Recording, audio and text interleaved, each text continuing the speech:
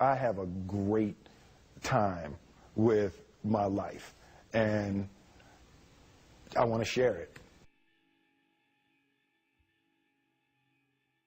I love living.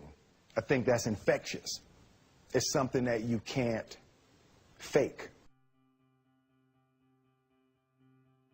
Greatness is not this wonderful, esoteric, elusive, God-like feature that only the special among us will ever taste. You know, it's something that truly exists in all of us. It's very simple. This is what I believe, and I'm willing to die for it. Period. It's that simple. I know who I am, and I know what I believe. I know who I am, I know what I believe. That's all I need to know. And that's all I need to know. So from there, you do what you need to do. Yeah. You know, and I think what happens is we make this situation more complex than it has to be. Because we're looking for complexity. There's got to be something complex to understand. It can't be that easy. You know. We didn't grow up with the sense that where we were was where we were going to be. You know, we grew up with the sense that where we were almost didn't matter because we were becoming right. Something greater. The separation of talent and skill is one of the greatest misunderstood concepts for people who are trying to excel, who have dreams and want to do things. Talent you have naturally. Skill is only developed by hours and hours and hours of beating on your craft. I've never really viewed myself as particularly talented. Where I excel is ridiculous, sickening work ethic. You know, while the other guy's sleeping, I'm working. While the other guy's eating, I'm working. There's no easy way around it. No matter how talented you are, your talent is going to fail you if you're not skilled. You know, if you don't study, if you don't work really hard and dedicate yourself to being better every single day, you'll never be able to communicate with people, with your artistry, the way that you want. So the only thing that I see that is distinctly different about me is I'm not afraid to die on a treadmill. You might have more talent than me, you might be smarter than me, but if we get on the treadmill together, right, there's two things. You're getting off first, or I'm gonna die. It's really that simple. One summer, his dad tore down a brick wall on the front of his business and told 12-year-old Will and his 9-year-old brother to rebuild it, a job they said was impossible. It took them 1.5 years, but they did it. And he said, now don't you ever tell me it's something that you can't do. You don't try to build a wall. You don't set out to build a wall. You don't say, I'm going to build the biggest, baddest, greatest wall that's ever been built. You don't start there. You say, I'm going to lay this brick as perfectly as a brick can be laid. And you do that every single day, and soon you have a wall. You know, it's an idea that my grandmother always had, that you know, if you're going to be here, then there's a necessity to make a difference. She always instilled the responsibility, the spiritual responsibility that you have to make every group you come in contact with better. I want to do good. I want the world to be better because I was here. I want my life, I want my work, my family, I want it to mean something. And it's like, it has, if you are not making someone else's life better, then you're wasting your time. You know, like your life will become better by making other lives better. I want to represent an idea. I want to represent possibilities. I want to represent the idea that you can make what you want. One of my favorite books is The Alchemist, Paulo Coelho, and I just believe that. I believe that I can create whatever I want to create.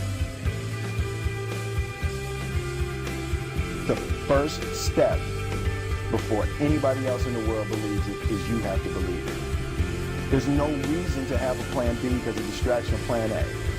I think that there's a certain delusional quality that all successful people have to have. You have to believe that something different than what has happened for the last 50 million years of history. You have to believe that something different can happen. Confucius said, he who says he can and he who says he can't are both usually right. Being realistic is the most commonly traveled road to mediocrity. Why would you be realistic? What's the point of being realistic? Just put up a barrier. Yeah, I'm going to do it. It's done. It's already done. The second I decide it's done, it's already done. It's now we just got to wait for y'all to see. It's unrealistic to walk in a room and flip a switch and lights come on. That's unrealistic. Fortunately, Edison didn't think so. It's unrealistic to think you're going to bend a piece of metal and fly people over an ocean in that metal. That's unrealistic. But fortunately, the Wright brothers and others didn't believe that. And it just seems like such a ridiculous idea to me to embrace the idea that it's not going to happen, that's not real, or that to happen. As soon as you say it, now you just made that real. Our thoughts, our feelings, our dreams, our ideas are physical in the universe. That if we dream something, if we picture something, if we commit ourselves to it, that is a physical thrust towards realization that we can put into the universe. That the universe is not a thing that's going to push us around. That the world and people, situations are not something that are going to push us around. That we are going to bend the universe and command and demand that the universe become what we want it to be. I study the patterns of the universe. There's a redemptive power that making a choice has, you know, rather than feeling like you're at effect to all the things that are happening. Make a choice. Like, you just decide what it's going to be, who you're going to be, how you're going to do it. Just decide. And then from that point, the universe is going to get out your way. It's like it's water. It wants to move and go around stuff. You know. There's a flow of the universe that I've grown to know just how to go with it. I realize that to have the level of success that I want to have, it's difficult to spread it out and do multiple things. It takes such a desperate, obsessive focus. You really got to focus with all of your fiber and all of your heart and all of your creativity.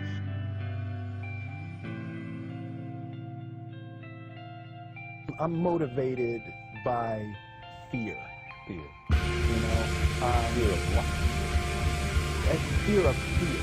I hate being scared to do something. And I think what developed in my early days was the attitude that I started attacking things that I was scared of. Franklin Roosevelt said the only fear you have to fear is fear itself. Absolutely, man. Absolutely.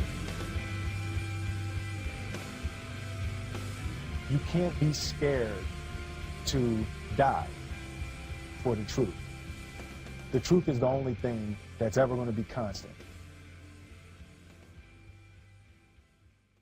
Don't ever let somebody tell you you can't do something.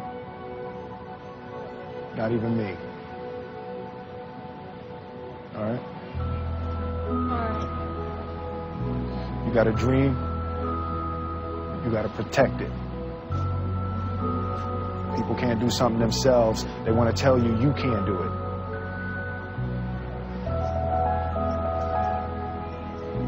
You want something, go get it. Period.